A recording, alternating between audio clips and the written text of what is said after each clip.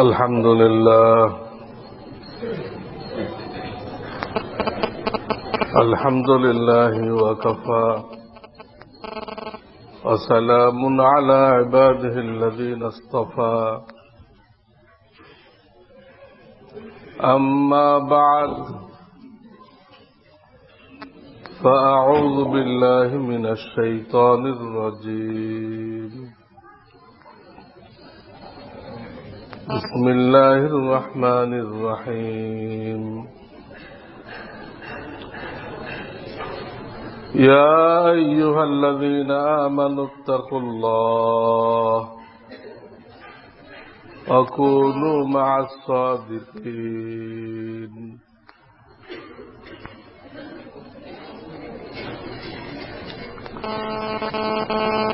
وقال رسول الله صلى الله عليه وسلم يصبح الرجل مؤمنا ويمسي كافرا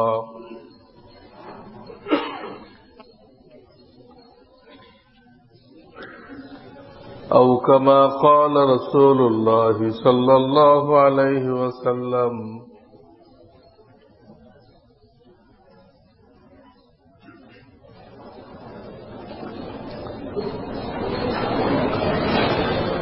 الحمد لله الحمد لله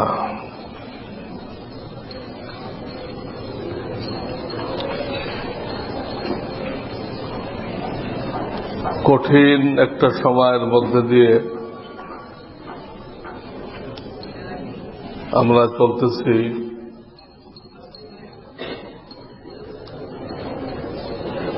চতুর্দিকে গুনাহের সয়লাব, বদ্দিন, নতুন নতুন ফেরকা,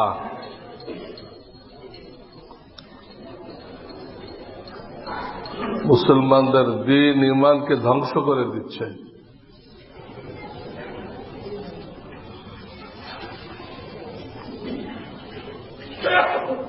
নবীজি সাল্লাল্লাহু আলাইহি সাল্লাম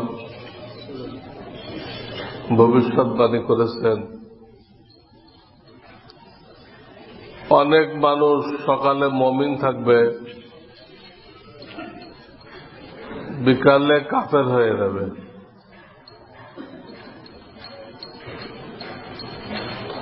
সকালে মুমিন ছিল, বিকালে কাফের হয়ে গেছে।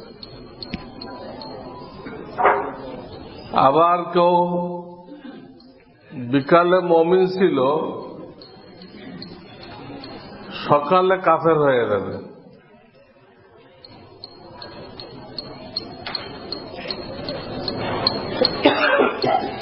অবস্থা কত কঠিন হবে,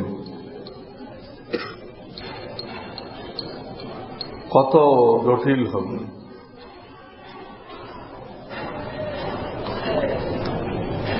এবং ওই জামানা সম্পর্কে হাদিসে আসছে, ইয়াবিউ রাজুলু দীনাহু বিআরাযিন মিনাদ দুনিয়া, ইয়াবিউ রাজুলু দীনাহু বিআরাযিন মিনাদ দুনিয়া। মানুষরা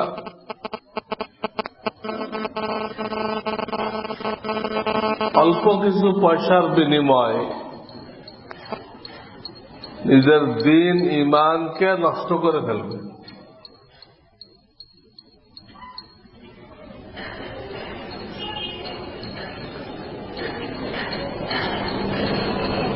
সেই জামানা আমাদের সামনে আসছে। হাজারো লোক, এমনকি অনেক আলেম ওলামা পর্যন্ত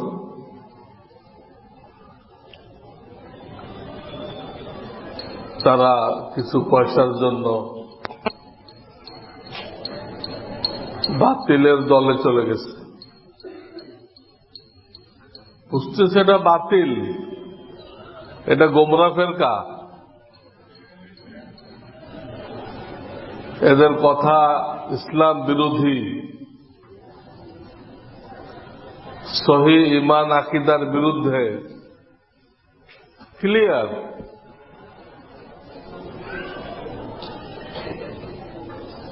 এরপরও দেখা যাইতেছে কিছু আলেম ওটার পক্ষ নিয়ে জনগণকে বিভ্রান্ত করতেছে।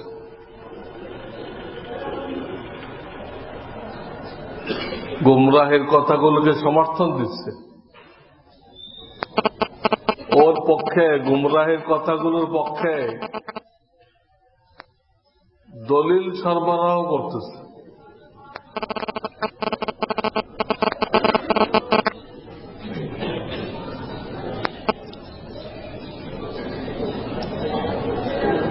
এই অবস্থায় আল্লাহ রাব্বুল আলামিন যে আমাদেরকে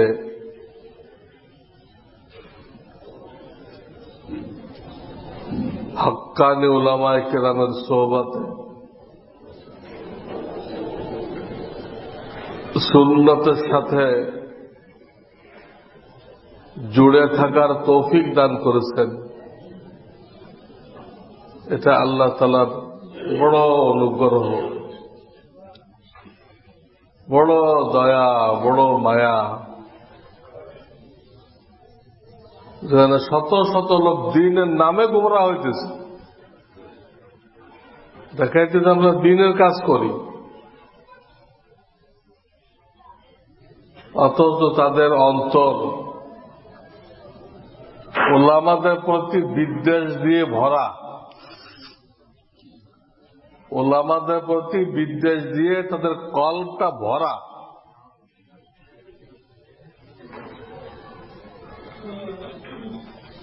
সারাদিন মিথ্যা কথা বলতেছে, ওয়েবসাইট খুলে মিথ্যা কথা বলতেছে, মিথ্যা সংবাদ পরিবেশন করতেছে।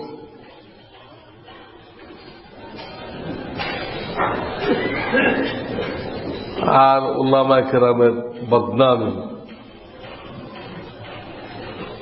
যেগুলো করলে ঈমান থাকে না। উলামায়ে কেরাম কোন মামুলি কিছু না, তারা রসুলের জায়গায়, মুহাম্মদ রাসূলুল্লাহ সাল্লাল্লাহু আলাইহি ওয়াসাল্লাম তার জায়গায় তার কাজ করতেছে।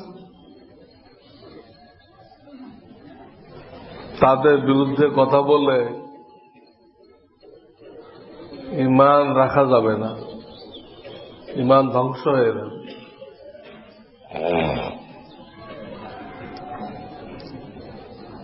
কেউ যদি বলে হাসপাতাল চালাইতে ডাক্তারের দরকার নেই, আমরা পাবলিকরাই হাসপাতাল চালাবো, তাহলে বুঝেন এই হাসপাতাল কতটুকু চলবে। যেখান থেকে ডাক্তার সব তাড়াই দেওয়া হয়েছে, ডাক্তার লাগবে না, ডাক্তাররা উল্টাপাল্টা চিকিৎসা দেয়, এদের দরকার নেই, আমরা পাবলিকরা চালাবো।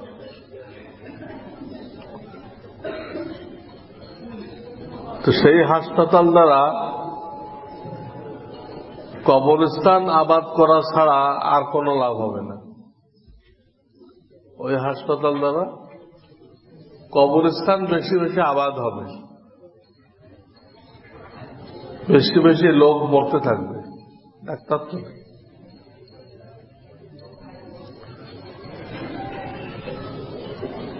তো দ্বীনের বিভিন্ন মেহনত, এগুলো কিন্তু রুহানি হাসপাতাল। আপনারা এখানে বসে আছেন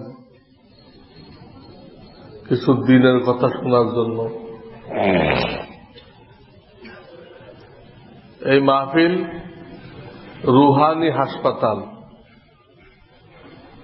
বিভিন্ন ওয়াজ মাহফিল যেখানে হক্কানি আলেমরা বয়ান করেন, এটাও রুহানি হাসপাতাল। দাওয়াত ও তাবলীগ রুহানি হাসপাতাল। খানকা যেখানে আত্মশুদ্ধি দেওয়া হয়, অন্তরের রোগের চিকিৎসা দেওয়া হয়। এটা রুহানি হাসপাতাল। এই রুহানি হাসপাতালের চিকিৎসক হল উলামায়ে কেরাম। রুহানি হাসপাতালের চিকিৎসক হক্কানি উলামায়ে কেরাম। চিকিৎসা তারা দেবে। এখন যদি বলা হয় যে ওলামার দরকার নেই, ওলামার কোনো দরকার নেই,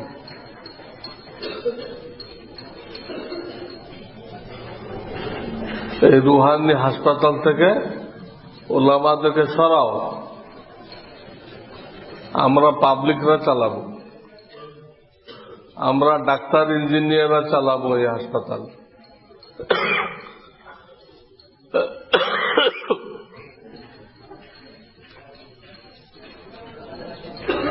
তো ওই রুহানি হাসপাতাল তখন নষ্ট হয়ে যাবে। ওখান থেকে কেউ আর রুহানি খোরাক পাবে না। তখন রুহের মৃত্যু হবে, রুহের মৃত্যু হবে।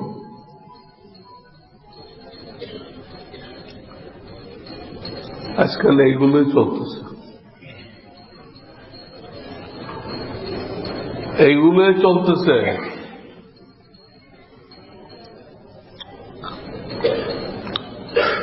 অনেক পাবলিক মন্তব্য করতেছে ওলামার হলো ছাগল, ওদেরকে ঘাস দাও। সে সূরা ফাতিহা পড়তে পারে না, আর সেই কঠিন মন্তব্য করতেছে। এতে তার ঈমান যে নষ্ট হয়ে যাবে এই কথাটাও তার মাথায় নেই। এই হলো বর্তমানে দিনের নামে মেহনত, দিনের নামে তারা মেহনত করতেছে আর এইসব মন্তব্য করতেছে। দুঃখজনক, দুঃখজনক। যেখানে দারুল উলুম দেওবন্দ বলে দিছে যারা নতুন একটা বাতিল ফেরকা খাড়া করতেছে, নতুন একটা বাতিল ফেরকা খাড়া করা হইতেছে। দেওবন্দ কোন ফালতু মাদ্রাসা না, সারা দুনিয়ার মাদ্রাসার হেডকোয়ার্টার, সারা দুনিয়ার মুসলমানদেরকে রাস্তা দেখাইতেছে। তারা হালকাভাবে কোনো মন্তব্য করতে পারে না। তারা একটা মন্তব্য করতে গেলে অনেক চিন্তা ভাবনা করে একটা মন্তব্য করে।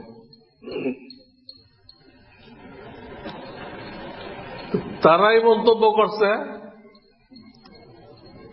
যে এই লোক নতুন একটা ফেরকা তৈরি করতেছে, যারা আহলে সুন্নাত ওয়াল জামাত থেকে খারেজ, যারা আমাদের পূর্বসূরি উলামায়ে কেরাম আকাবের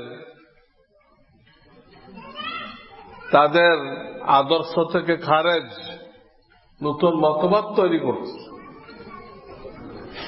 এই কথাটা যদি কোন দলের বিরুদ্ধে দারুল উলুম দেওবন্দ বলে, এরপরও কিছু আলেম সেই দলের দালালি করে, তা শুধু ইহুদিদের পয়সার জন্য। এখানে আর কোন উদ্দেশ্য বুঝে আসে না। হকের কিছুই নেই, হকের কিছুই নেই। কোরআন হাদিসের মন গড়া ব্যাখ্যা আর নিজেকে আমিরুল মুমিনিন ঘোষণা দেওয়া, হিন্দুদের পাহারার মধ্যে বসে আমি আমিরুল মোমিনিন, বিশ্বের মুসলমানদের ইসলামী খেলাফতের আমির, অথচ আমার নির্দিষ্ট কোনো পাহারাদার নেই। হিন্দুরা আমাকে পাহারা দিচ্ছে। কত দুঃখজনক। আজকাল যেদিকে তাকাই শুধু গোমরাহি, শুধু গোমরাহি। বড় বড় মাহফিল করা হয়েছে, দেওবন্দ থেকে উস্তাদদেরকে আনা হইতেছে, ছাত্রদেরকে পাগড়ি দেওয়া হইতেছে, আর পুরা মাহফিলের ভিডিও করা হচ্ছে। এই মাহফিলগুলো ছিল হেদায়েতের মাহফিল, হেদায়েতের মাহফিল। সেই হেদায়েতের মাহফিলে যদি ভিডিও করা হয়, ছবি তোলা হয়, তো সেখানে কি হেদায়েত হবে? সেখানে মানুষ গোমরা করা ছাড়া কিচ্ছু হবে না। মানুষদেরকে গোমরা করা হলো। এরকম মাহফিলে যাওয়াও না যায়। কেউ ভুলে চলে গেলে যখন গুনাহ আরম্ভ হয় তো উঠে আসা উচিত। আর গুনাহ আরম্ভ কি? গুনাহ তো সর্বক্ষণ করতেছে। তারা চতুর্দিক দিয়ে ক্যামেরা লাগাই রাখছে, চতুর্দিক দিয়ে ক্যামেরা লাগাই রাখছে। খুব আনন্দের সাথে, খুব ফুর্তির সাথে ছবি তুলছে। তো আল্লাহ তাআলা কিরামান কাতিবিন রাখছে, এরা আর কি করবে? তাদের লেখার দায়িত্ব ছিল। তারা নিজেরাই যখন ছবি তুলতেছে, সবকিছু রেকর্ড করতেছে, কিরামান কাতিবিন আর কি কাজ করবে? এইগুলো ছবি তোলার জন্য, রেকর্ড করার জন্য তো আল্লাহ ফেরেশতা রাখছে। সেই ফেরেশতার দায়িত্ব তোমরা নিছো।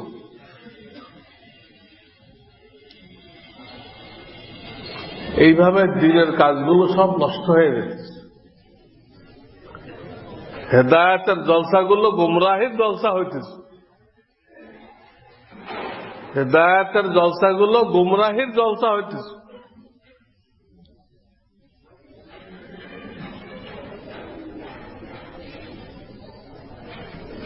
অথচ দারুল উলুম দেওবন্দ থেকে ক্লিয়ার ফতোয়া দেওয়া হয়েছে যে কোন ধরনের ছবি তোলা জায়েজ নেই। একটা হলো অপারগ হয়ে তোলে, পাসপোর্ট বানাইবে,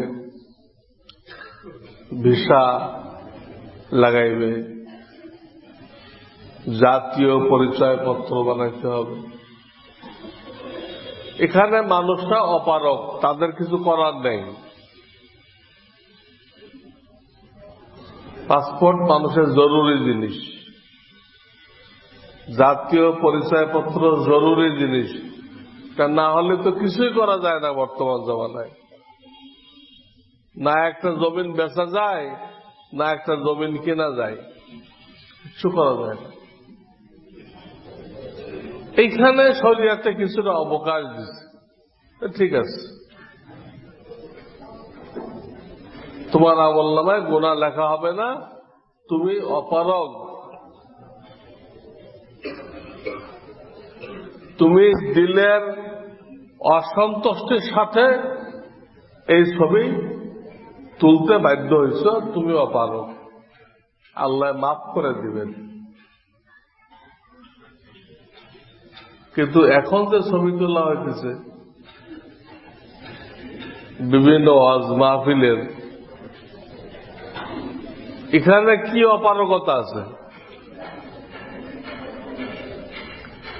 এখানে কি অপারগতা আছে? কি সমস্যা আছে যে সমস্যার কারণে আমরা ছবি তুলতেছি?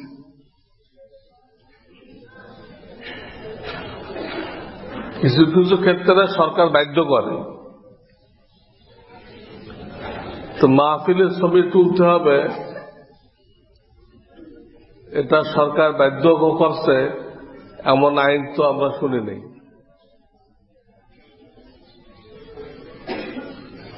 আলহামদুলিল্লাহ আগামীকাল আমাদের এখানে মাহফিল আছে, মজলিসে দাওয়াতুল হকের আমিরুল উমারা আসবেন।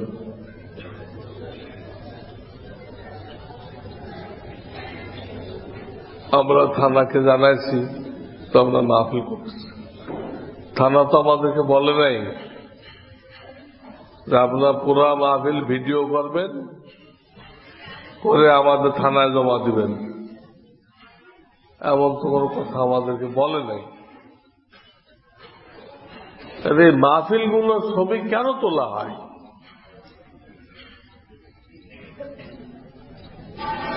খুব আনন্দের সাথে তোলা হয়।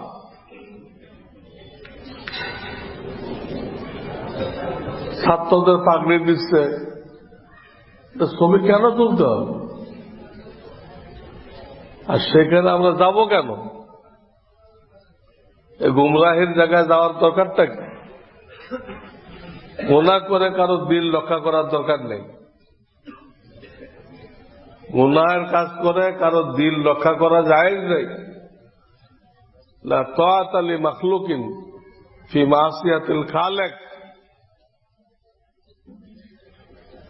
আল্লাহর নাফরমানি করে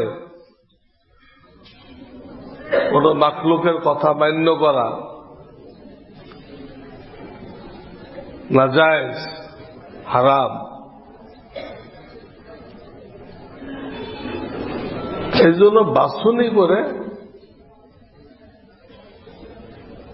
যারা পুরাপুরি হকের উপর আছে, কোন গুনাহের সাথে জড়িত না, কোন গুনাহের সাথে জড়িত না, এমন ওলামায়ে কেরাম বাছনি করে তাদের সাথে থাকা, তাদের মজলিসে বসা, তাদের কথা শোনা, তাদের অনুসরণ করা, এটা নিজের দ্বীন ঈমান রক্ষা করার একমাত্র উপায়। নিজের দ্বীন ঈমান রক্ষা করার একমাত্র উপায়, এর কোনো বিকল্প নেই। যেখানে গুনাহ দেখবেন ওখানে আর বসার দরকার নেই, উঠে আসেন। গেছেন হেদায়েতের জন্য, শুরু হয়ে গেছে গোমরাহি। গেছেন হেদায়েতের জন্য, শুরু হয়ে গেছে গোমরাহি। তো কোরআন কি বলে? ফালা তাকুদ বাদা যিকরা মাআল কওমিজ জালিমিন। তুমি বুঝতে পারলে যারা জালেম, এরা আল্লাহর নাফরমানি করতেছে, তো তুমি তাদের সাথে বসো না, তুমি উঠে চলে আসো, উঠে চলে আসো। যে যা মনে করে করুক, কাউকে খুশি করার জন্য আল্লাহর নাফরমানি করা যাবে না। কাউকে খুশি করার জন্য আল্লাহর নাফরমানি করা যাবে না।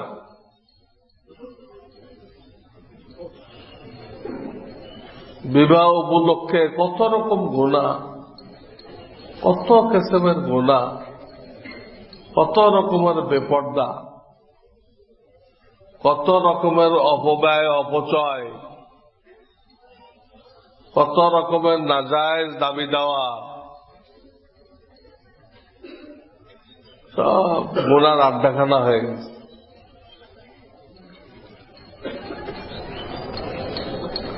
হাদিস আসছে এক জামানায় দ্বীনের উপরে চলা এত কঠিন হবে যে আগুনের টুকরা হাতে রাখা যেমন কঠিন, এরকম কঠিন হবে। সেই জামানা এসে গেছে।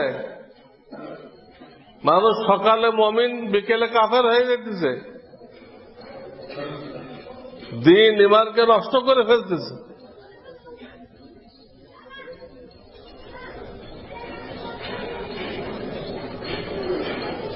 এই জন্য যে কোনো মাহফিলে এখন আর অংশগ্রহণ করা যাবে না।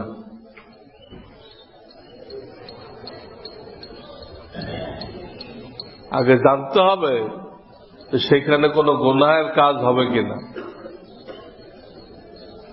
তো জানতে হবে। এবং যেসব বক্তা আসবে তারা হক কথা বলে কিনা। আজকাল অনেক বক্তা আসে নিজেই সাথে করে ভিডিওর সামান নিয়ে আসে, বক্তা নিজেই ভিডিওর সামান নিয়ে আসে, লোক নিয়ে আসে। কোন বক্তা দেখা যায় টেলিভিশনের প্রোগ্রাম করে, তাদেরকে দাওয়াত করা হয়েছে। এ আগেই গুমরা, এরা দাওয়াত করে বয়ান শুনবেন, কি ফায়দা হবে? যে নিজেই গুমরা, নিজেই পয়সার জন্য বিক্রি হয়ে গেছে। সে মাহফিলে বসে সবাইকে দাওয়াত দিচ্ছে, অমুক অমুক দিন আমার প্রোগ্রাম শুনবেন টেলিভিশনে, ওপেন সবাইকে দাওয়াত দিচ্ছে, পাবলিক শুনতেছে। তোমাকে গোনা করার জন্য আনা হয়েছে, তুমি টেলিভিশন দেখার জন্য দাওয়াত দিচ্ছ। কিন্তু আমাদের দিল মরে গেছে, কোনো অনুভূতিও নেই।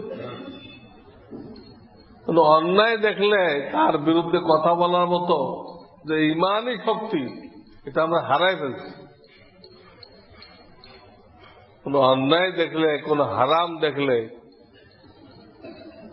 তার বিরুদ্ধে যে কথা বলতে হয়, কথা বলা জরুরি। মান রা মিনকুম মুনকারান ফালিয়ুগাইয়িরহু বিয়াদিহি।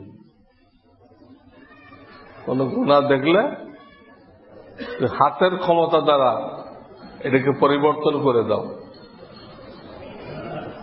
তা যদি না পারো, মুখের কথা দিয়ে পরিবর্তন করো। তাও যদি না পারো তো অন্তর দিয়ে ঘৃণা করো, ওনাকে ঘৃণা করো। জরুরি, কিন্তু এই সৎ সাহসটা আজকে মুসলমানদের মধ্যে নেই। যে যা উল্টাপাল্টা করতেছে সব আমরা মেনে নিচ্ছি, সব বরদাস্ত করতেছি, সেটাকে দিনের কাজ মনে করতেছে, সেখানে সাহায্য করতেছে। আমাদের আকল কোথায় গেল, অনুভূতি কোথায় গেল? গুনাহকে যদি গুনাহ মনে না করা হয়, গুনাহকে যদি হালাল মনে করা হয়, তো ঈমান চলে যায়। গুনাহকে গুনাহ মনে করে করলে অন্তত ঈমানটা রক্ষা পায়। গুনাহকে গুনাহ মনে করে করলে ঈমান রক্ষা পায়, লোকটা ফাসেক হয়ে যায়, ফাসেক। কিন্তু গুনাহকে হালাল মনে করে করলে, গুনাহকে জায়েজ মনে করে করলে ঈমান চলে যায়, ঈমান চলে যায়। আল্লাহ আমাদেরকে হেফাজত করেন। কাজে বর্তমান জামানায় চতুর্দিক দিয়ে গুনাহের কাজ হইতেছে, মাহফিলগুলো তো গুনাহ হইতেছে, এবং এমন নতুন নতুন ফেরকা তৈরি হইতেছে, ইসলামের নামে নতুন নতুন দল তৈরি হইতেছে, যাদের কথা ঈমান বিধ্বংসী। নতুন নতুন ফেরকা তৈরি হইতেছে, বলা হইতেছে হেদায়েত আল্লাহর হাতে না। কত বড় গোমরা, গোমরা ফেরকা, হেদায়েত আল্লাহর হাতে না। কোরআন না বুঝে পড়লে গুনাহ হবে, অথচ সওয়াব পাওয়ার জন্য অর্থ বোঝা কোনো শর্ত না। সওয়াব পাওয়ার জন্য অর্থ বোঝা কোনো শর্ত না। নবীদের সমালোচনা করা হইতেছে, বিভিন্ন নবীদের, তার মধ্যে আমাদের নবীও বাদ পড়ে নাই।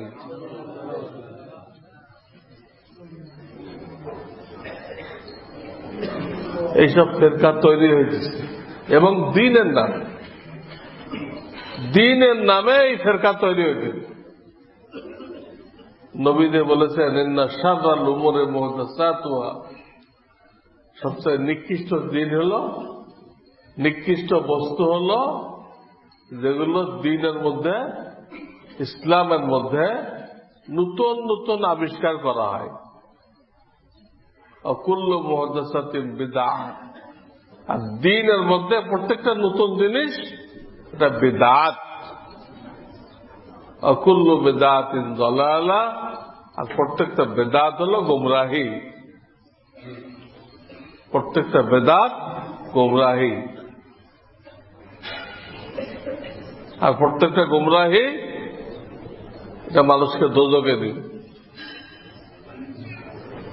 এই জন্য আমি বেশি কিছু বলতে চাই না। আপনার দিন শুনলেই সেখানে যাবেন না, আগে যাচাই করেন যে পুরাপুরি সুন্নত তরিকায় হইতেছে কিনা। যারা কথা বলবে তারা আল্লাহওয়ালা কিনা, এলেমওয়ালা কিনা।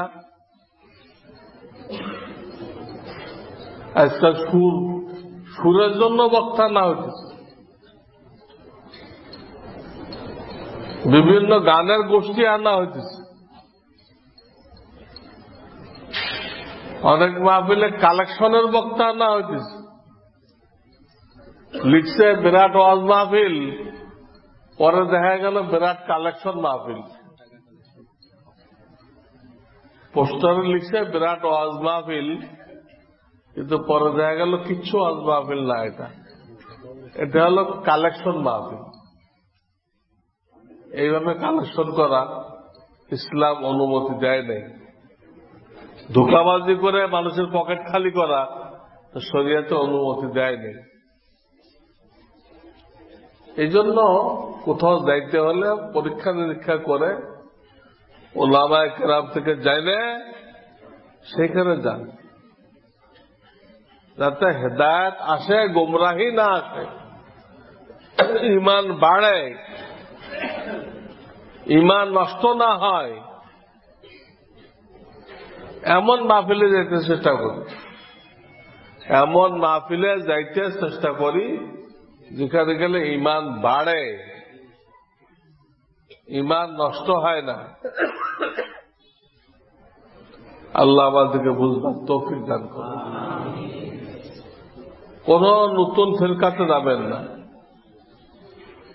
1400 বছর ওলামারা যা বলে আসছে ওর উপর থাকতে হবে। কোন বিষয়ে নতুন কিছু অবলম্বন করা যাবে না। যারাই নতুন কিছু আবিষ্কার করছে তারাই গুমরাহ ফিরকা হয়ে গেছে।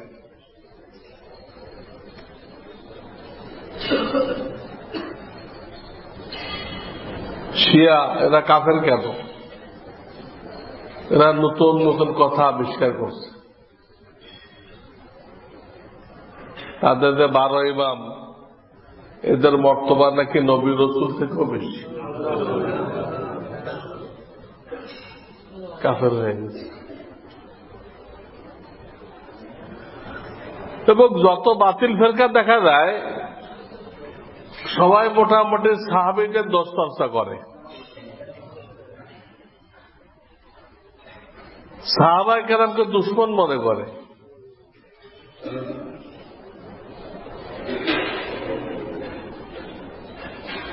ইন্ডিয়ার এক আলেম আবুল হাসান নদভী সাহেবের খানদানের মনে হয়,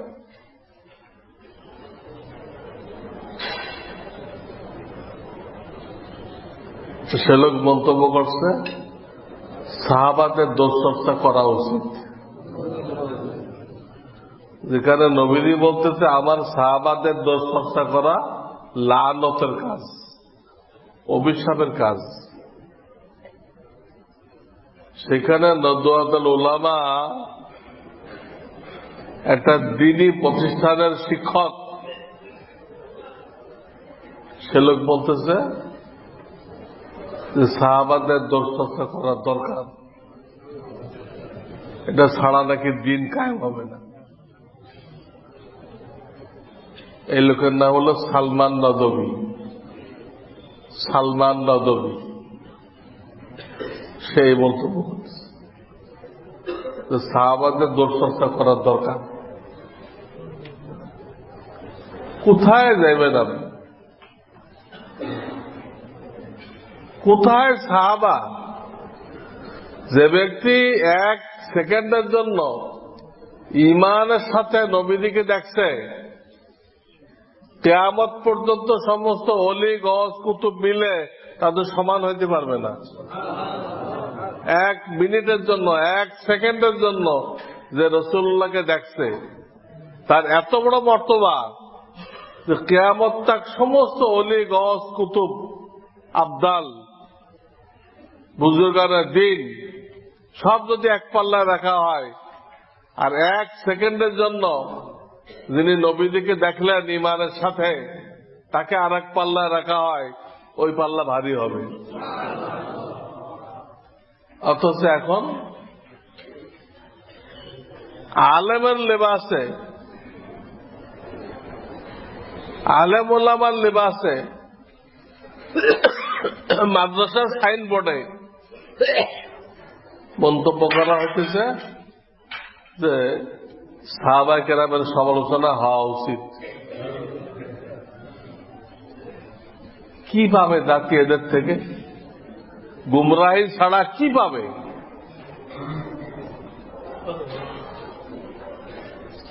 দেওবন্দের শাইখুল হাদিস মুফতি সাঈদ আহমদ পালনপুরি, উনি সিলেট এক মাদ্রাসায় আসছিলেন।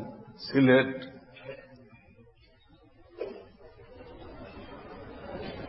তো আসার পরে জানতে পারলেন যে স্টেজে ক্যামেরা লাগানো হয়েছে। উনি এত কষ্ট করে সে দেওবন্দ থেকে আসে এই মাহফিলের দাওয়াতে, উনি আর স্টেজে গেলেন না। বলেন আমি তোমাদের সাথে গুনায় শরীক হওয়ার জন্য আসি নাই, তোমাদের সাথে এত দূর থেকে গুনাহের কাজে জড়িত হওয়ার জন্য আসি নাই, শরীক হওয়ার জন্য আসি নাই। পরে ক্যামেরা সরাই দেওয়া হলো, হুজুর ক্যামেরা সরাই দিদি চলেন, তাও গেলেন না। বলেন যে স্টেজে তোমরা এতক্ষণ নাফরমানি করছো, আল্লাহর নাফরমানি করছো, ওই স্টেজে আমি যাব না। মোহতারাম সাহেব পায়ে পড়লো, হুজুর আপনার বয়ান করার দরকার নেই, আপনি যাই একটু দোয়া করে দিয়ে আসেন। তাও আমি যাব না। যেখানে গুনার কাজ হয় সেখানে আমি যাব না। একে বলে আলেম। এই টাইপের লোকরে বলা হয় আলেম, আল্লাহওয়ালা, হক্কানি, এনাকে বলা। মুফতি সাঈদ আহমদ পালনপুরি, এখন আল্লাহ ওনাকে হায়াতে রাখছেন। উনি দারুল উলুম দেওবন্দের সম্মানিত শাইখুল হাদিস। ওনাদের দেখেও আলেমরা নসিহত হাসিল করে না, তারা তাদের বুঝ মতো মাহফিলের ভিডিও করতেই আছে, মাহফিলের ভিডিও করতেই আছে।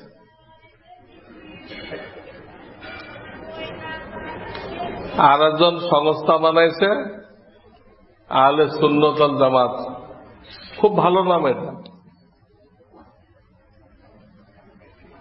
তো তারা প্রত্যেক বছর জলসা করে আফতাবনগর ওই ছবি ছবি ছবি। আমাকেও দাওয়াত দেয়, কিন্তু আমি যখন যাই তখন ছবির সব সামান গায়েব করে দেয়। আমার সামনে কোনো ভিডিও থাকে না। আমি বয়ানও বলে আসি, ভাই ভিডিও করবেন না, হারাম, মাহফিলের ছবি তোলা হারাম। আমার খবর পাই, আমি যখন চলে আসি আবার তারা ভিডিও লাগাই যায়। নাম দিছে আহলে সুন্নাত ওয়াল জামাত। মাহফিলের ছবি তুলে হারাম কাজ করার নাম আহলে সুন্নাত ওয়াল জামাত। এইভাবে জনগণকে আর কতদিন গোমরাহ করা হবে? জনগণকে কতদিন ধোঁকাবাজি করা হবে? দিনের নামে বদ্দিন, মধুর নামে বিষপান কতদিন করা হবে? এসব আহলে সুন্নাত ওয়াল জামাত দরকার নেই। যারা হেদায়েতের নামে গুমরাহির কাজ করে, এই জন্য আপনাদের খেদমতে আমার আরজ যে দ্বীনের কাজ করতে হবে, কিন্তু জাইনে বুঝে করেন। এগুলো গুনাহ মুক্ত, খাঁটি সুন্নত অনুযায়ী। যে সমস্ত মাহফিল গুনাহ মুক্ত, খাঁটি সুন্নত অনুযায়ী, এরকম একটা পাইলে একটাতে যান, না পাইলে যায়েন না। কিন্তু অখাদ্য কুখাদ্য খাওয়ার কোনো দরকার নেই। হেদায়েতের নামে গুমরাহি খরচ করার কোনো দরকার নেই। আল্লাহ তাআলা আমাদেরকে তামাম গুমরাহি থেকে হেফাজত করেন। উযুর মধ্যে একটা মশলা বলতেছে, শুরুতে বিসমিল্লাহ পড়তে হয়। বিসমিল্লাহির রহমানির রহিম বলতে পারেন, অথবা বিসমিল্লাহি আলহামদুলিল্লাহ বলতে পারেন। বিসমিল্লাহি আলহামদুলিল্লাহ শুরুতে। আর উযুর মাঝে একটা দোয়া পড়তে হয়। যে কোনো জায়গায় পড়েন, উযুর মাঝখানে, উযুর মাঝখানে যে কোনো জায়গায় একটা দোয়া পড়েন। আল্লাহুম্মা গফিরলি যামবি, বলেন আল্লাহুম্মা গফিরলি যামবি ওয়াসসি'লি ফি দারি وبارك لي في رزقي। এই মাঝখানে এই দোয়াটা পড়তে হবে। আল্লাহুম্মা গফিরলি যামবি ওয়াসসি'লি ফি দারি وبارك لي في رزقي।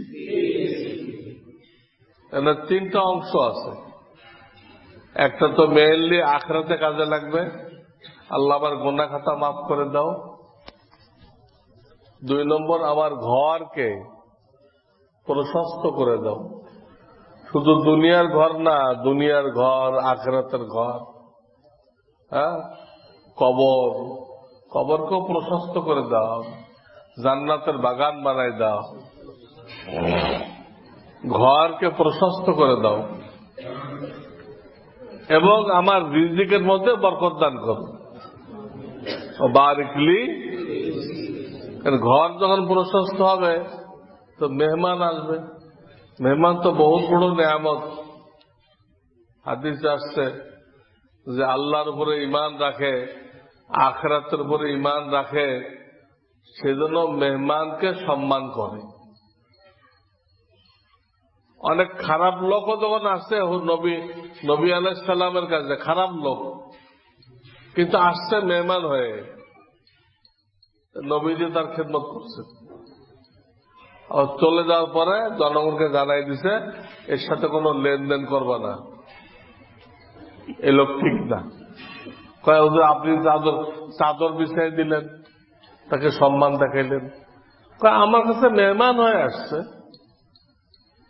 মেহমান হয়ে যখন আসবে তো তাকে সম্মান দেখাতে আল্লাহ আমাকে নির্দেশ করছেন, চাদর বিছিয়ে দিচ্ছে।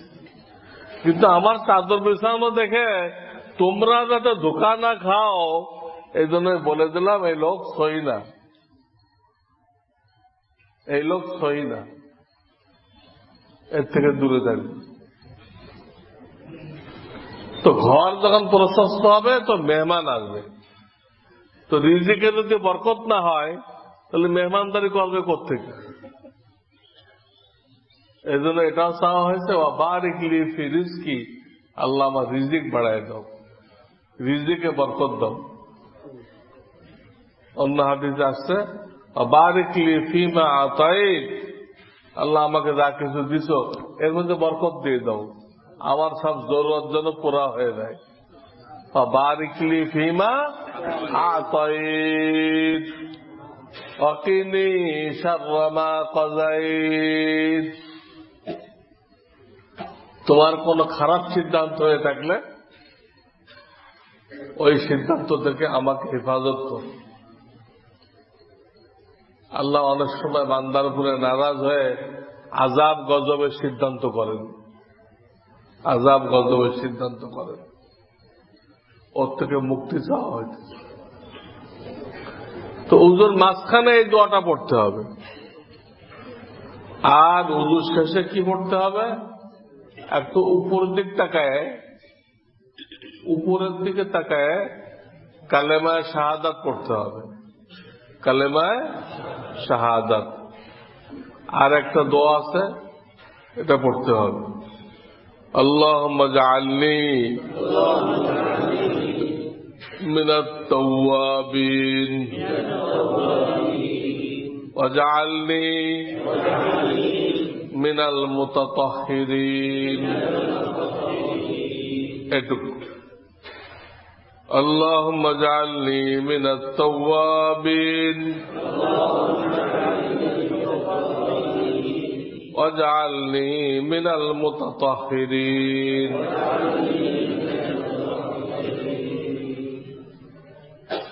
তো উযুর পরে কালেমায়ে শাহাদাত পড়লে হাদিসে আসছে যে হাসরের ময়দানে আল্লাহ তার জন্য 8 প্রকার জান্নাত আছে, সব জান্নাতের দরজা তার জন্য খুলে দিবেন, তোমার যেটা দিয়ে মনে চায় ঢুকো। উযু শেষে কালেমায়ে শাহাদাত পড়ার এত ফজিলত, আল্লাহ আমাদেরকে তৌফিক দান করুন।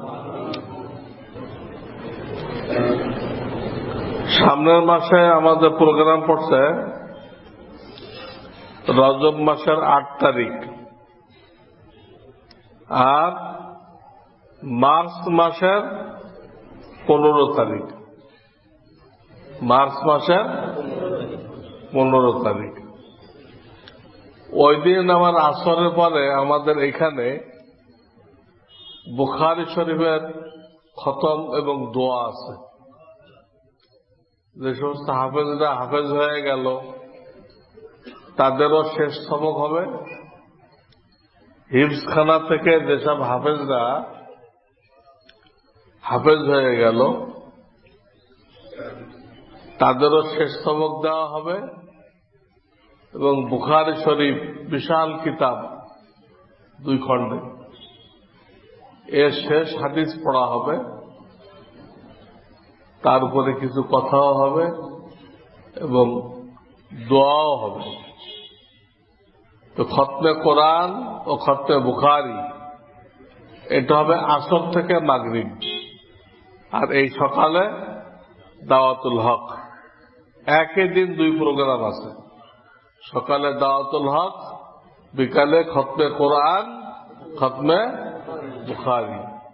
আল্লাহ তাআলা দুটো প্রোগ্রামেই আমাদেরকে শরীক হওয়ার তৌফিক দান করেন।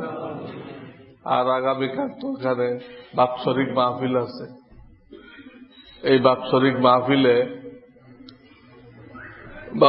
মাহফিলে যাদেরকে আল্লাহ তৌফিক দেয় তারা এসে বয়ান শুনবেন। আমিরুল উমারা সাহেব বাদ ইশা বয়ান করবেন, বাদ ইশা বেদাতীরা বলে আদম আলাইহিস সালামকে ফেরেশতারা সিজদা করেছে, তাই আমরা পীরকে সিজদা করি। আদমকে তো সিজদা করতে আল্লাহ সরাসরি নির্দেশ দিছে, তোমার পীরকে সিজদা করতে নির্দেশ দিছে? পীরকে সিজদা করা গেলে তো নবীকে করা যাইত। নবী আলাইহিস সালাম কি পুরা জীবনে কেউ সিজদা করছে? তোমার পীরের থেকে নবী আলাইহিস সালাম কত ঊর্ধ্বে, তাকে তো কেউ সিজদা করে নাই, তিনি তো অনুমতি দেয় নাই। কাজে এটা ভণ্ডামি। মাসবুক ব্যক্তি নামাজে ভুলে ইমাম সাহেবের সাথে সালাম ফেরালে নামাজের ক্ষতি হবে কিনা? হ্যাঁ, ক্ষতি হবে। মাসবুক যিনি হবে, 2-1 রাকাত ছুটছে, উনি যদি ভুলে ইমাম সাহেবের সাথে সালাম ফেরায়, তাহলে বাকি নামাজ পড়ে সিজদায় সো করতে হবে। তার বাকি নামাজ পড়ে কি করতে হবে? তা না হলে তার নামাজ হবে না।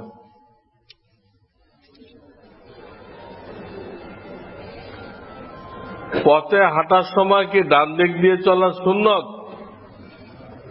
এটাই তো সুন্নত ছিল, কিন্তু দুনিয়াদাররা এটা উল্টাই দিছে। কারণ এমন অবস্থা সৃষ্টি হয়েছে যে সুন্নত পালন করতে গেলে গাড়ি ঘোড়া আপনার গায়ে উঠে যেতে পারে, বেপরোয়া চালায়, দেখাও না। সেজন্য অপারগ হয়ে এখন বাম দিক দিয়ে দেখতে হয়। আসল তো এটাই। গীবতের গুনাহ থেকে বাঁচার জন্য কি শুধু তওবা করলেই যথেষ্ট?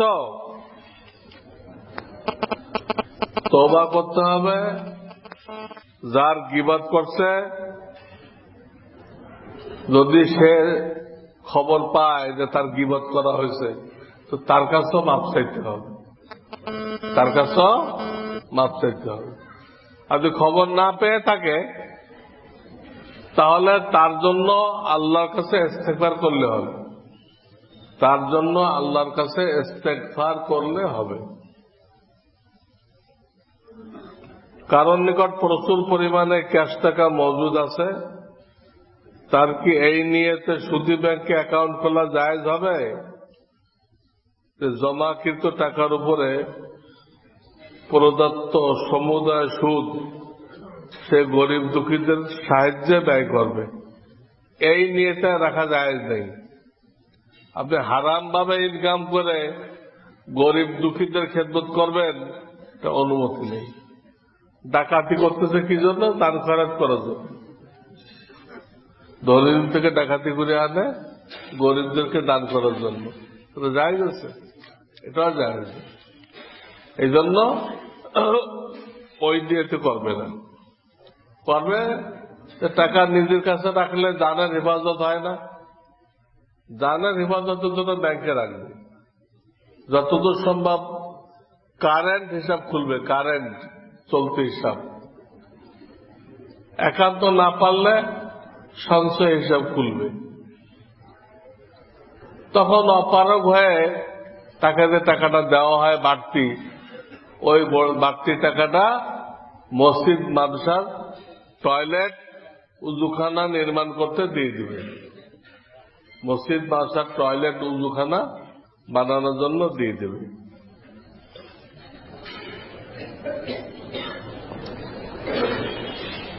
কোরআনের আয়াত সংখ্যা নিয়ে মতপার্থক্য কেন? কোন মতপার্থক্য নেই। কোরআনের আয়াত সংখ্যা হল 6236। হ্যাঁ, তো এখানে মতবিরুদ্ধ নেই। কিছু লোক বলে 6666, এটা কোনো দলিল নেই। দলিল ছাড়া কেউ একটা বলল, তাতে মতবিরোধ বলা যাবে না। বিয়ের সময় কন্যা পক্ষ থেকে যে খাবারের অনুষ্ঠানের আয়োজন করা হয়, যাতে বরযাত্রী শরীক হয়, এই ধরনের অনুষ্ঠান কোরআন হাদিসে পাওয়া যায় না। আর 2-5 জন গেল বরের পক্ষে, এটাকে বরযাত্রী বলে না, বরযাত্রা বলে না। আজকাল তো বহুত লোক যায়, অনুষ্ঠান করে। অনুষ্ঠান তো ছেলে পক্ষ করবে, অলিমা খাওয়াবে, মেয়ে পক্ষের কোনো অলিমা নেই।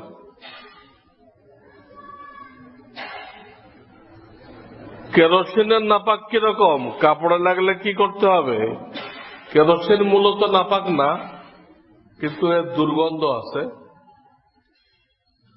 দুর্গন্ধ থাকলে ফেরেশতা আসে না, এই জন্য ওই কাপড় নিয়ে মসজিদে আসা যাবে না।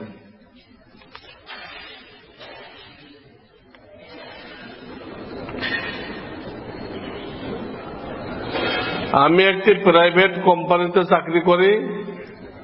বছর শেষে অনেক টাকা ইনকাম ট্যাক্স দিতে হয়। সরকার নির্ধারিত কিছু প্রতিষ্ঠানের টাকা জমা রাখলে ইনকাম ট্যাক্স দিতে হয় না, যেমন জীবন বীমা, ডিপিএস, এফডিআর, সঞ্চয়পত্র, সরকারি জাকাত ফান্ড, শেয়ার বাজার। সরকারি জাকাত ফান্ডে দিলে তো জাকাত আদায় হবে না, জাকাতে আদায় হবে না।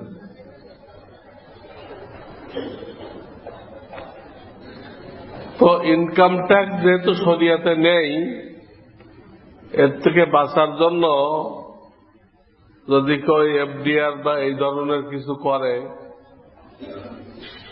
তো আশা করা যায় আল্লাহ তাদেরকে মাফ করবেন। কারণ সে জুলুমের ট্যাক্স থেকে বাঁচার জন্য এই পথে আসছে।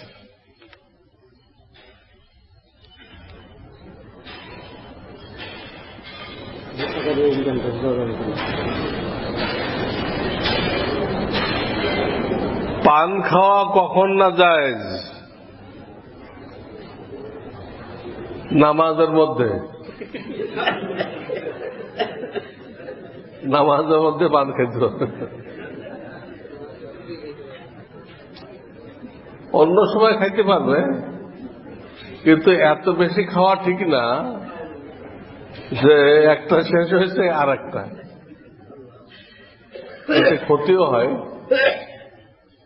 অনেকে তো এত বেশি পান খাইছে মুখের মধ্যে ক্যান্সার হয়ে গেছে। 1-2টা খাইতে পারে, এটা আল্লাহর একটা নেয়ামত, এর মধ্যে শারীরিক ফায়দা আছে। তবলিগের সব বড় বড় মুরব্বীরা পান খাইতেন। তবলিগে যারা মুরব্বী চলে গেছেন, জাকারিয়া রহমাতুল্লাহ, আরো যারা যারা, এনারা খাইতেন। মাওলানা আশরাফ আলী থানভী, উনি শুধু পান খাইতেন, শুধু পান, সুপারি ছাড়া। তা আমাদের বুজুর্গ থেকে এটা খাওয়া সাবেত আছে। তো সবকিছু সীমা লঙ্ঘন করা ঠিক না।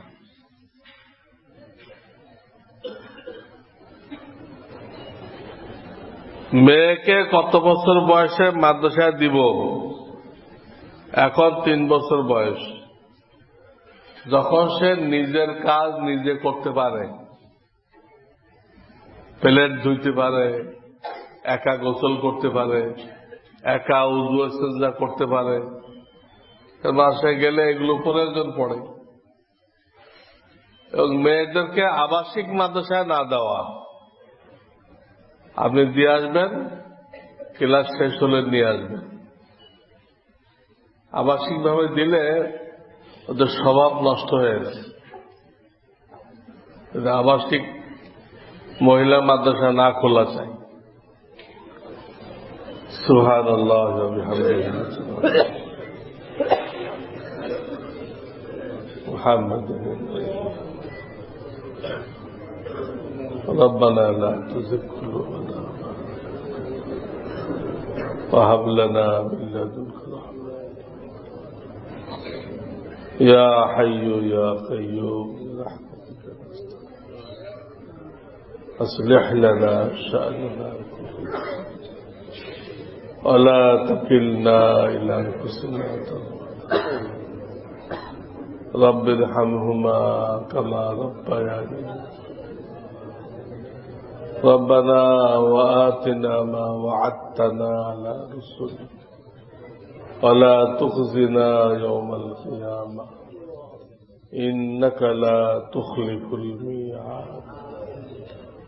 सुब्हान रब्बिका रब्बिल इज़्ज़ति अम्मा यसिफ़ून व सलामुन अलल मुरसलीन अल्हम्दुलिल्लाहि रब्बिल आलमीन। आमीन।